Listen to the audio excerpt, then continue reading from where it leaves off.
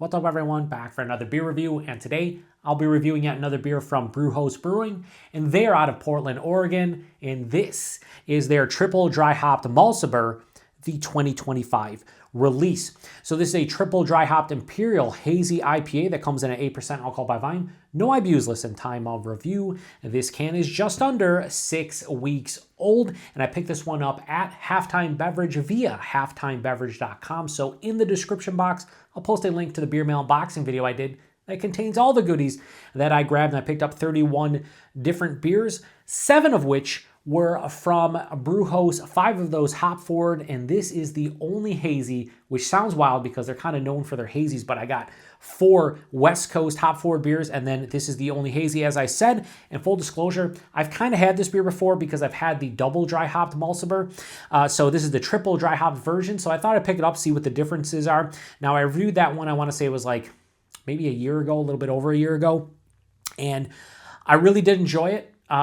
I gave it a 4.3 out of 5. It was, and I went back to look at the review. I usually don't because I'm a terrible beer tuber in this case. I decided to look at it. I said it had a lot of like juicy citrus qualities, had some like berry qualities to it, very dank with a nice like herbaceousness to it. Quite dry, not a lot of bitterness. Body was fantastic. Mouthfeel was solid. And yeah, I thought it was really good, but not like anything amazing. 4.3 out of 5 is a good score, but for the hype they got, I was just like, this is really good to very good. And yeah, so I enjoyed it, but I'm hoping the triple dry hop version's a bit better. Very good friend of mine, viewer of the channel, Curtis, said he absolutely loved this one. So he's curious to see how I enjoy this one compared to the double dry hop version. That's why I went back and honestly looked at it, because I was like, you know what, I should. Open it up. Now, I keep my hazies upside down at this point because it's just kind of what I've done over the past couple of years.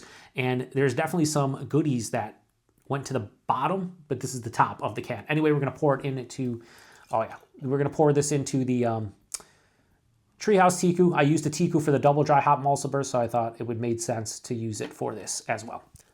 And of course, the artwork with most of their beers, absolutely fantastic, as you guys know.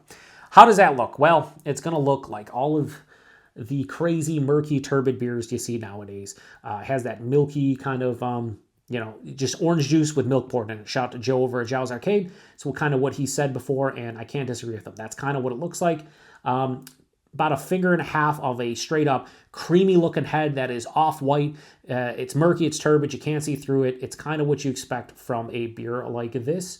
Yeah, I don't know. Is it? I can't even tell. I think it is zooming in on it, but yeah, it looks beautiful. It looks beautiful, especially if you're a haze bro. This is probably what you're looking for. Nose. Oh, Jesus. Yeah, I mean, it smells very akin to the double dry hop version, but maybe a little bit more of like hop saturation, more intense. The aromatics are a bit more impactful. To me, there's a little bit of like a vanilla tinge. I sometimes get that in hazies. I feel like it comes from the yeast. Could be, the hops, could be the malt, could be a lot of things. Has a little bit of like an orange creamsicle vibe to it. So I didn't say that in the double dry hop, but this has a lot of the same citrus qualities that I think the double dry hop version has. Now, this one is brewed and triple dry hopped with Citra Mosaic. So very simple, Citra and Mosaic. Yeah, it's orange creamsicle. It's tangerine creamsicle. A lot of orange, a lot of tangerine, dare I say tangelo, grapefruit, juicy, sweet. Like I said, that creamsicle vibe. I'm getting a nice ooh, holy shit, what? This is definitely opened up. As the head dissipated, it kind of, the aromatics kind of opened up more, and that's usually the head kind of a lot of times prevents the aromatics from, getting really in there. And now I'm getting a huge like dank marijuana vibe. I don't remember that. There was a dank herbaceousness in the other one, but it's kind of more of a generic. This is straight up weed. It has a nice like vegetal, like kind of like tomato stalky kind of nose. Some passion fruit. Little bit of berry, again, a field berry. That's what I said in the first one. So you say field berry or like just mixed berry, but it's a dank berry. Passion fruit, lychee, maybe even a little papaya. Dude,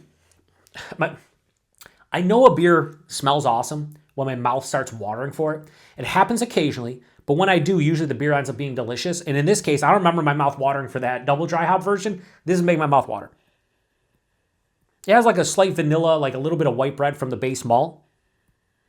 But dude, this smells awesome. Let's get into it. Cheers, everyone.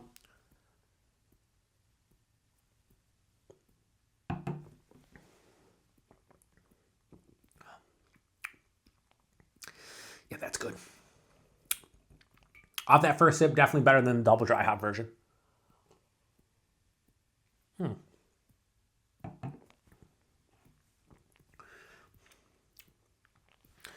This has so much, like, there's a big greenness to this that isn't hop burn. This doesn't have hop burn, but it's like, just like hop matter. It's dank, it's herbaceous, it's marijuana. It almost has like this earthy kind of dank, like, again, garlic, onion, tomato stock. But that's on top of like a super juicy citrus vibe, a little bit of that berry, some tropical fruit. Buying this one, low to medium full. I feel like the double dry hop version kind of impressed me more, but at that point, we're talking over a year ago. We're talking about like a lot of these hype breweries, like this brewery, Fiden's, Noble Savage, so many other breweries out there, Root and Branch. A lot of these, hyper local, super hyped beers that they do the bodies well. Like their bodies are just thick, they're almost chewy. This isn't that, but I prefer this over, I think, the double dry hop one. Even though I thought the double dry hop one was fantastic, this is the low to medium full is a little bit better to me than like just straight on full bodied. The mouthfeel is also better. Has a mild to moderate carbonation, definitely a little bit of spritziness, but it's still very smooth and creamy, more creamy than anything. So I love the body, love the mouthfeel. Body mouthfeel on this one are better than the double dry hop version. And as you can see, I'm housing. This is 8%. Maybe a slight warming in the chest, I can't tell. If you're somebody who loves these new age hyped beers, this is one for you. It's the hop saturation through the roof. It's intense. There's so many hop qualities that are like dancing on the palate. First thing that I noticed though is that slight white bread, a little bit of vanilla underlying throughout the palate, never steps in the way, never is the predominant note outside of just right at the tip of the tongue. I really like that because it turns all these things into a slight creamsicle. Not over the top, but very slight creamsicle. There's juicy orange, tangerine, tangelo, ruby red grapefruit. It has a sweeter citrus vibe as a whole. Like I said, more of like a creamsicle. Midway through the palate, I do get a little bit of like stone fruit, like a peach, maybe a little bit of like a mango, and then it transitions into passion fruit and lychee, touch of field berry. I would say more of like a mixed berry. I wouldn't say field berry in this case. You could pretty much name like any kind of red berry, and I don't think you'd be wrong here. And then the finish, again, an explosion of dank, herbaceous, green, tomato stock, a little bit of garlic and onion, marijuana. It's very dank, it's very herbaceous on the finish. Finish is bone dry, absolutely bone dry beer, mild to moderate bitterness. So that's very akin to the double dry hop version. So it balances out because I don't think this, I'm saying creamsicle, I'm saying juicy citrus and all these different fruits and stuff, but this at no point is over the top sweet. It's very well balanced, has a nice dryness on the finish. It really helps balance it out. Like right now as I'm talking to you, it's been what, maybe 5, 10, 15 seconds since I took that last sip. There's a little bit of saliva left on the palate, but for the most part, it's dry. So it does a really good job of balancing out. I would like to see more of like a straight on moderate bitterness for myself personally, but you're breaking apart a beer here. You're tearing it down, trying to see what you like and what you don't. And I really, really thoroughly enjoy this one more than the double dry hop version. Again, 8%, slight warming in the chest, nothing on the palate. This is delicious. Is it the best? Oh God. Yeah. I don't know if you just saw that, but there was just like definitely some sediment that just fell in there that it like plopped in there. Yeah. Let's see if we can see this on my new camera or not. You see that at the bottom here? I don't know if you can see it right here. But yeah, that's the sediment that I poured in that looks gross as shit. So we'll do one more sip and